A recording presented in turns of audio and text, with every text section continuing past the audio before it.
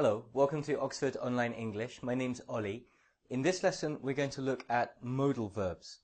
We're going to make a series of lessons about modal verbs, and in this lesson, I'm going to give you an introduction to modal verbs, tell you what they are, how they're different to normal verbs, why they're important, and why they're difficult. So let's start.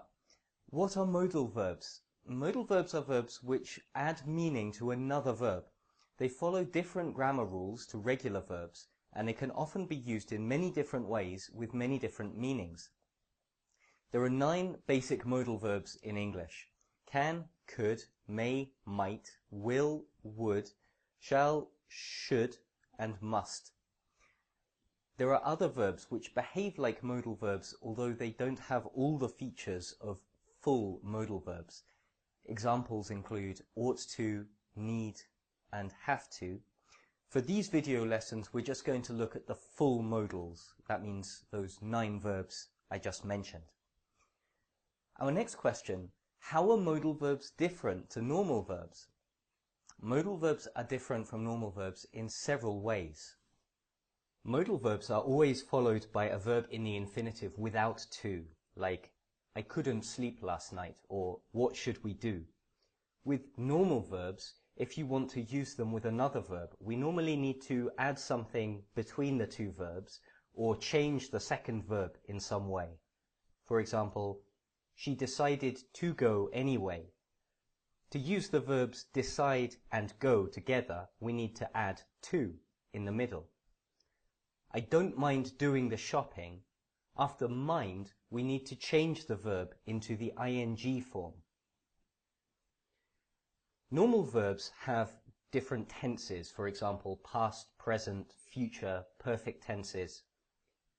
As in, she decided to go anyway, in the past. She'll decide next week, in the future. She's already decided what to do, sometime before now. Modal verbs don't have these past, future, and perfect forms.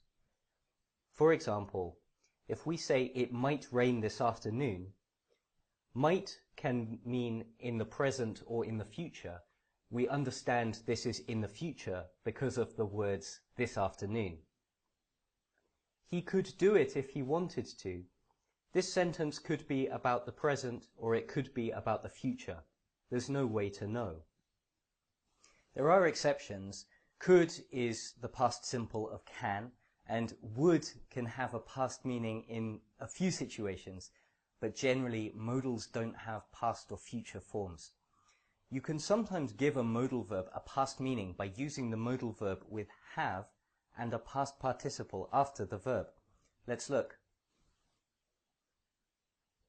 For example, he might have overslept in the past. You shouldn't have said that, also in the past. Our next question: why are modal verbs important? They're really important because they can be used to express so many different meanings, and the meanings which we use modal verbs to express are very, very common things that you use every time you speak English. It's very difficult to have a conversation without using modal verbs. Let's look at some of the different meanings which modal verbs can express. Giving advice. I think you should take the job. Talking about possibility. We could do it by Friday if you wanted. Asking permission. May I take this seat? Expressing certainty.